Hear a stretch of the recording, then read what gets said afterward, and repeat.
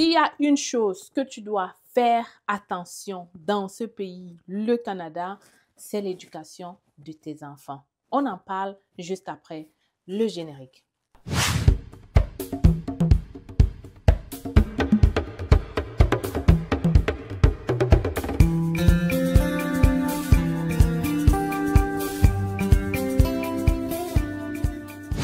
Les Canadiens, les nouveaux arrivants, les immigrants, j'espère que vous allez très bien. Aujourd'hui, je décide de parler d'un sujet quand même sensible. Je tiens à faire cette vidéo parce que j'ai vu quelque chose circuler sur Internet comme quoi on aurait arrêté un parent africain dans un parc en train de donner une fessée à son enfant. Et bien évidemment, vous connaissez la PJ, tous ces gens-là ont intervenu après. Et le parent était tellement surpris du pourquoi, du comment on l'interpelle par rapport à une petite fessée. Je fais dans cette vidéo pour t'expliquer comment fonctionne le Canada en termes d'éducation des enfants. Alors, avant de continuer, je dois me présenter. Je suis Stell Diffac. Je vis au Canada, Québec depuis 10 ans. Citoyenne canadienne, entrepreneur, investisseur, créatrice de contenu. À travers mes vidéos, plusieurs personnes ont immigré au Canada. Donc, si toi aussi tu souhaites immigrer au Canada, n'oublie pas de t'abonner, les amis, abonnez-vous. Bref, les amis, abonnez-vous. Vous me regardez tous les jours, vous ne vous abonnez pas. Pourquoi? Clique juste là, abonne-toi pour ne rien manquer. Et n'oublie pas de mettre un pouce j'aime à la fin de cette vidéo si tu auras apprécié. Alors, revenons au point essentiel. Je veux t'expliquer clairement qu'au Canada, l'éducation de ton enfant ne te concerne pas seulement. Ça, c'est une histoire d'État, c'est une histoire de tout le pays, c'est une histoire du gouvernement. Ton enfant au Canada n'est pas juste ton enfant. Je cale dessus parce qu'en Afrique, on le sait, ton enfant, c'est ton enfant. Tu as le droit de faire ce que tu veux. Si quelqu'un vient parler, même si c'est le voisin qui vient parler, si tu ne l'as pas autorisé, tu peux clairement le ramasser et lui dire tout ce que tu veux. Parce que pour toi, ton enfant, c'est ton enfant. Laisse-moi donc te dire que ça, c'est en Afrique. Ici, au Canada, ton enfant n'est pas ton enfant. Tu n'es pas le seul à décider ce qui se passe sur lui. C'est tout le gouvernement. Même le voisin peut appeler les services pour qu'on vienne regarder ce qui se passe dans ta maison. Et il a le droit de le faire. Et tu ne vas pas l'en vouloir pour ça parce que la loi lui permet de faire. Et la loi l'exige même en quelque sorte d'appeler s'il voit quelque chose qui pour lui n'est pas normal. Parce qu'au Canada, la fessée, ce n'est pas normal. C'est écrit blanc et noir dans la loi. La fessée est interdite au Canada. On ne tape pas sur un enfant. Peu importe la raison, tu n'as pas le droit de poser ta main sur lui, encore plus en public. Parce qu'en public, je te l'ai dit, le voisin peut appeler. N'importe qui, même le passant peut appeler. Parfois même d'autres ne se rendent pas compte. Et ils retrouvent seulement la police chez eux. Mais comment ça? Quelqu'un a appelé, quelqu'un a même donné votre plaque, on a su vous retrouver, on a débarqué chez vous. Pour ceux qui sont au Canada, comprennent ce que je veux dire. Et moi, je vais t'éviter tout ce stress-là en te préparant à l'avance à ce qui t'attend. Parce que ça peut être difficile. Tu imagines, ton enfant va à l'école. Il suffit qu'il dise juste à son ami que... ou son ami remarque quelque chose de rouge là sur lui et il dit à son ami que oh non, c'est parce que mon papa hier m'a frappé ou m'a tapé, ou même il peut dire que c'est le couteau ou quelque chose de bizarre. L'enfant va aller dire à sa mère. Et laisse-moi te dire que la mère de l'enfant là a le droit d'appeler l'école, a le droit d'appeler les services sociaux pour qu'on demande ce qui se passe. Et c'est comme ça que tu vas avoir les appels de l'école, les appels des services. Les gens vont venir chez toi te cuisiner pour voir comment ça se passe chez toi avec l'enfant, pour comprendre si c'est vraiment une maltraitance ou alors c'était juste, mais on va t'avertir. Et si on t'avertit comme ça tout le temps, à un moment donné, tu peux perdre ton enfant. Oui, ça n'arrive pas qu'aux autres, ça peut t'arriver à toi aussi. Ne dis pas juste que, ah non, moi, jamais. qui? L'enfant de qui? Donc, l'enfant que j'ai accouché, l'enfant que tu as accouché, tu as juste décidé d'atterrir au Canada, il est maintenant citoyen canadien. On a donc le droit de faire et d'appliquer la loi dans votre famille. Ça veut donc dire que tu peux te retrouver devant les juges pour débattre et expliquer pourquoi on doit toujours te laisser cet enfant-là et pourquoi on ne doit pas l'enlever pour le mettre dans les services. Oui, malheureusement, c'est ce qui se passe. Beaucoup de personnes au Canada aujourd'hui sont sous un stress. Soit on va récupérer les enfants, soit ils doivent passer au tribunal, soit même l'enfant est devenu récalcitrant. Parce que l'autre chose aussi, c'est que, à part le fait que ton enfant, c'est l'enfant du gouvernement, l'enfant aussi peut très vite s'égarer dans ce pays. Parce que quand on immigre, quand on immigre, on oublie souvent qu'on a les enfants et que ces enfants-là, eux aussi, ont immigré. Et donc, ils sont dans un nouveau pays, ils sont dans une nouvelle culture, ils doivent tout apprendre de nouveau. On a tendance à se focaliser sur la recherche de l'emploi et on oublie en arrière qu'on a l'éducation des enfants. On a une grosse charge qui est même encore plus difficile que le travail. Ces enfants que vous laissez là, ce n'est pas juste aller trouver l'école, trouver la garderie, et puis c'est tout. C'est plus que ça. Parce que l'enfant là va arriver dans une nouvelle école, il sera seul. Voilà comment ça se passe. Surtout quand c'est le secondaire. Les enfants qui arrivent à la garderie, c'est correct. Mais quand ton enfant arrive déjà ici à l'âge du primaire ou du secondaire, fais attention. Ça va te demander beaucoup d'efforts au début sur lui. Oui, tu vas chercher le travail, mais je vais te dire qu'il faut te concentrer sur ton enfant. Parce que voici ce qui va se passer. Ton enfant va arriver dans une école primaire, une nouvelle école. Franchement, il est immigrant déjà. Il a du mal à comprendre ce que les gens disent. Il se sent seul, vide. Il se sent dépaysé plus que toi. Il n'a personne avec qui jouer à la récréation. Tout le monde le fuit. Sûrement aussi parce qu'il y a les mauvaises odeurs. Je mets dans la pause, parlant de mauvaises odeurs, là, négligez pas ça. Il y a des enfants, les autres refusent de jouer avec lui parce que son manteau sent la nourriture, parce que son habit sent la nourriture, parce que quand il parle, ça sent les mauvaises odeurs. Je vais vous dire que faites un tour dans notre boutique Steli.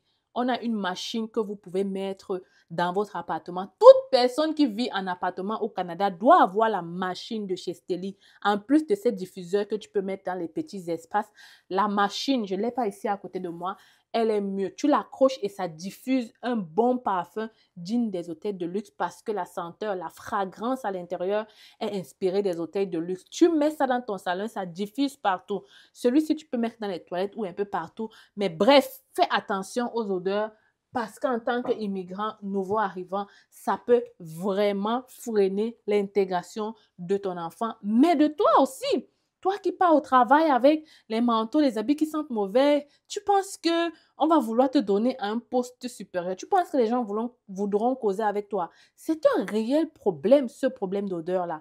Donc, il ne faut pas négliger ça. Il y a les produits de chez Steli. Je mets le lien ici, steli.ca, STELLEE.ca. Tu pars visiter, tu prends ce qui est bien pour toi, mais je te conseille vraiment la machine. À défaut de prendre les petits diffuseurs pour mettre dans les espaces, la machine est beaucoup efficace. Parce que dans nos immeubles ici, surtout, on a les problèmes d'odeur. Franchement, c'est toutes les maisons, les odeurs des maisons qui se retrouvent chez toi. Donc, si tu ne fais rien, c'est toi qui payeras le prix avec tes enfants. Voilà donc l'enfant qui se retrouve à la cour de la récréation. Personne ne veut parler avec lui. Personne ne veut parler avec lui. Qu'est-ce que l'enfant va faire? Dans son inconscience, il va vouloir attirer l'attention de ces personnes-là. Et parfois, il trouve le mauvais moyen. Ça veut dire qu'il va commencer à marcher avec la mauvaise personne, celle-là qui fait les mauvaises choses. Comme ça, en marchant avec elle, elle va s'intégrer dans le groupe, elle va faire des choses. On va commencer à s'intéresser à elle, tu vois, Alors que si tu prépares ton enfant, il faut préparer les enfants, ce n'est pas juste des adultes. Tu prépares ton enfant à cette nouvelle vie. Parfois, quand on veut immigrer, on se concentre, nous, on regarde comment ça se passe au Canada. Mais l'enfant, on ne lui dit pas que comme tu pars au Canada, là, il n'y a pas de noirs, ce n'est que des blancs. Et voici. L'enfant arrive comme ça, là, bloup, à l'aéroport. Après, il arrive à la maison, bloup, il est aussi comme ça, regarde. Il arrive, tout est bizarre. Préparez vos enfants à l'immigration. C'est super important pour pas qu'on retrouve des enfants perdus, égarés, drogués dans les prisons, dans les ceci, cela. Préparez vos enfants lorsque vous immigrez. Et quand vous allez arriver avec eux, soyez avec eux le maximum de temps possible et posez-leur des questions. Ça s'est passé comment aujourd'hui à l'école? Qu'est-ce qui s'est passé? Est-ce que tu as apprécié? Ta maîtresse s'appelle qui? Tu as déjà des amis? Si tu n'as pas des amis, est-ce que tu comprends pourquoi tu n'as pas des amis? Est-ce que tu aimerais te faire des amis? Et allez même voir les maîtresses pour leur poser des questions. Comment ça se passe avec mon fils à l'école? Est-ce que vous remarquez des choses? Est-ce qu'il est tout le temps seul? Est-ce qu'on peut faire quelque chose? Est-ce que parfois même la maîtresse peut agir? Mais quand vous êtes là en arrière, vous ne faites rien, vous ne dites rien, vous amenez l'enfant à l'école le matin à 6 heures, vous le récupérez à 15 heures. Vous croyez que ça s'est passé comment la journée? Si vous rapprochez de la maîtresse, elle va comprendre que, waouh, la prochaine fois que l'enfant va arriver, elle va même regarder votre enfant et elle pourra dire aux autres amis, non, restez aussi avec lui, jouez avec lui, regardez, c'est une nouvelle personne. Tu vois, si vous ne faites rien là, on parle de sorties scolaires, on dit, est-ce qu'il y a des bénévoles, des parents qui veulent venir? Ça ne vous concerne jamais. Vous avez l'impression que ça concerne seulement les parents des autres. L'enfant aimerait aussi voir son parent débarquer lors d'une activité scolaire. C'est son parent qui est là. Il aimerait ça. Mais vous n'êtes jamais là. Vous n'êtes jamais là. Vous êtes tout le temps, vous êtes partout sauf avec vos enfants. Et je vais te dire, comme j'ai dit au début, c'est la pire erreur que tu puisses faire en tant que parent qui immigre au Canada. J'espère que cette vidéo ne va pas tomber dans les oreilles d'un sourd, mais va tomber dans les oreilles d'un parent conscient qui ne veut pas se retrouver 10 ans plus tard à regretter son immigration. Parce qu'on immigre au début pour les enfants. Mais sauf que je me rends compte que ce n'est pas du tout ça maintenant que vous êtes dans ce pays, le Canada. Ce n'est plus les enfants, c'est autre chose. On a vu beaucoup de parents envoyer leurs enfants au Cameroun lorsqu'ils faisaient première parce qu'ils n'arrivaient plus à gérer l'enfant. L'enfant, c'est toi qui le façonnes. Et il faut le faire vite, il faut le faire tôt. Il ne faut pas attendre que les choses soient accumulées dans sa tête. Ce serait difficile. L'autre chose aussi que tu dois savoir, c'est que l'enfant au Canada là, va connaître ses droits. Ça veut dire que ce que tu faisais au pays là, ça se peut que tu ne puisses plus jamais faire ça ici au Canada. Je parle de la fessée. Au pays, c'est pratique. Dès que l'enfant fait boum, tu tapes un peu, il se calme, il se recadre. Ici, ce ne sera pas ça. Ce sera la communication. Et c'est là que je regarde souvent les parents africains. Je peux mourir de rire. Tu sens qu'il est... Attends, quand on va arriver à la maison. Attends. Il sait comme ça. Attends, quand on va arriver à la maison. Tu vois, elle est là comme ça. Là où elle est là. Tout ce qui l'importe, c'est qu'elle a envie de chiffler l'enfant la main. Elle est dehors. Tu vois comment elle ne sait pas comment faire. Est-ce qu'elle est habituée à communiquer? Non. Donc, l'enfant aussi n'est pas habitué à se mettre au pas à partir de la communication. Lui, là où il est là, il attend la fessée pour se mettre au pas. Mais elle ne peut pas donner la fessée, donc l'enfant fait n'importe quoi. Tu vois les parents africains dans les magasins, les enfants sont là. Ils se traînent au sol, ils se roulent au sol, ils marchent partout. Ah, maman. Les parents là souffrent. Donc, commence à pratiquer cette communication-là. Ça va te demander du temps, mais tu vas finir par y arriver. Et pratique pas ça seulement quand tu es à l'extérieur. Parce que l'enfant va savoir qu'à l'extérieur, si tu ne peux rien me faire, il va faire du n'importe quoi. Commence donc à pratiquer à l'intérieur. Même si tu sens que tu as envie de donner une fessée, retiens-toi. OK? Retiens ta main. Communique. Mets l'enfant assis, communique. Les enfants écoutent beaucoup et ils comprennent beaucoup. Sauf qu'il faut communiquer dans leur langage pour leur permettre de comprendre. Il faut te rapprocher de ses maîtresses pour comprendre ce qui se passe. Il faut être présent en tant que parent, encore plus au Canada.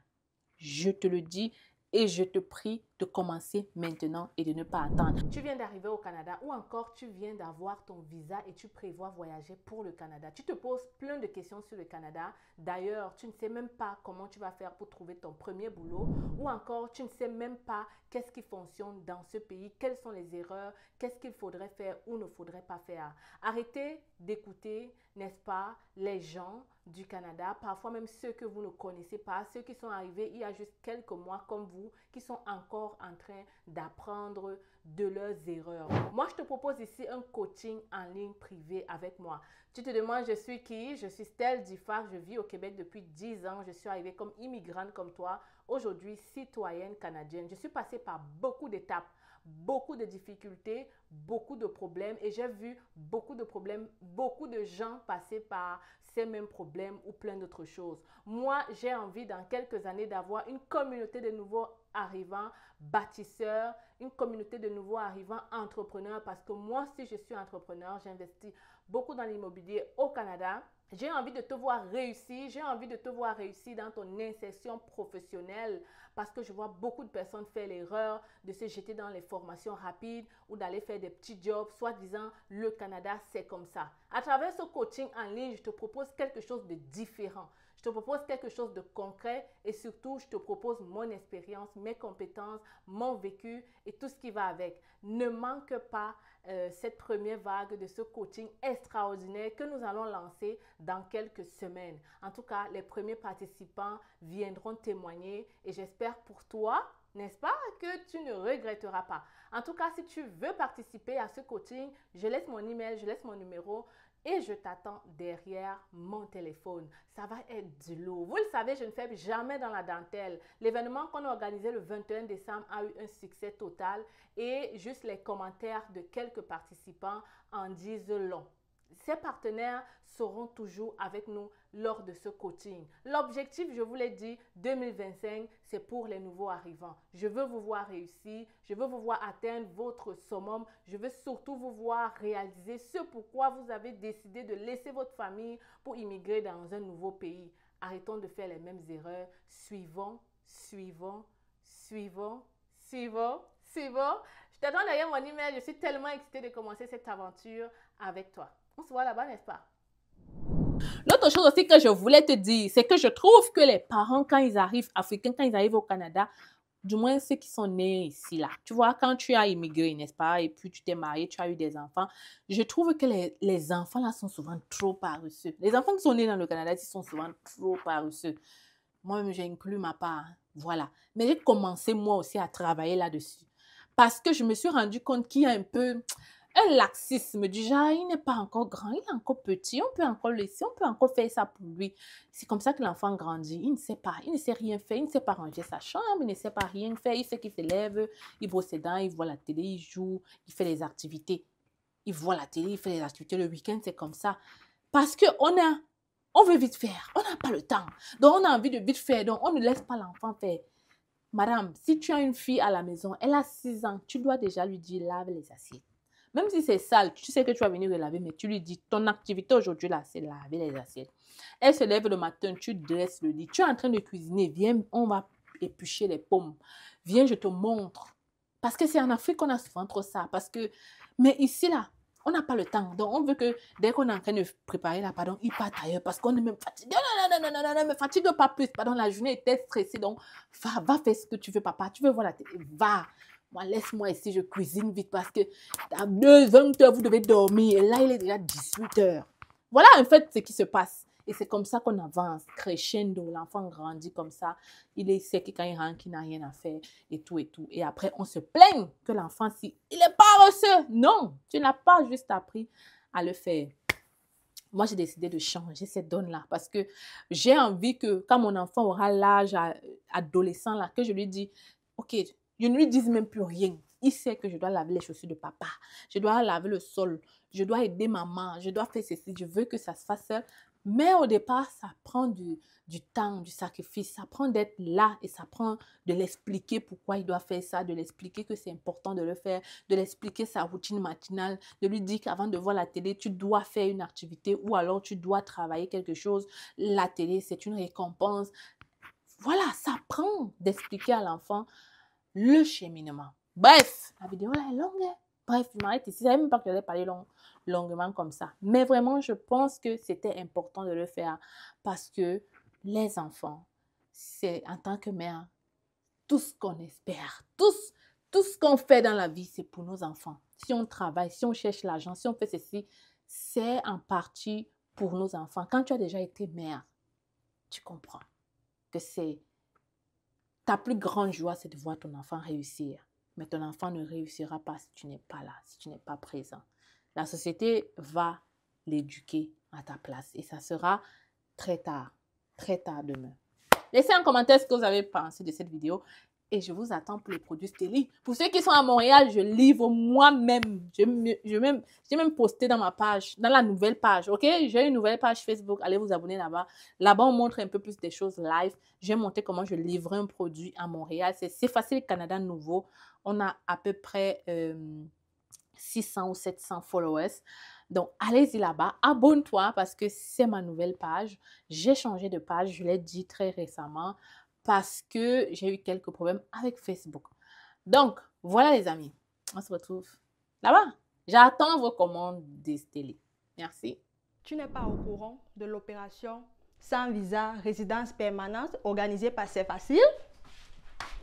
Alors, si tu n'es pas au courant, laisse-moi t'expliquer. C'est facile, lance une promotion sur tous les visas de résidents permanents. Vraiment des prix imbattables, jamais vus dans notre cabinet. Tout ce que tu as à faire actuellement, c'est de nous contacter pour en savoir plus. Tu m'écris par email ou à travers ce numéro de téléphone. Les critères de sélection, vraiment, c'est le test de français, l'expérience de travail et si tu as déjà ton évaluation de diplôme. Mais si tu n'as pas tous ces documents, ne t'inquiète pas, on pourra toujours t'aider. Qu'à cela ne tienne, contacte-nous rapidement parce qu'en ce moment, c'est la fête, c'est facile. L'objectif est de permettre à plusieurs d'entre vous de réaliser le rêve canadien en 2025. Je suis avec vous. La fête est terminée, mais c'est facile. On continue, on y croit, on avance parce qu'on a envie de vous voir réaliser ce rêve.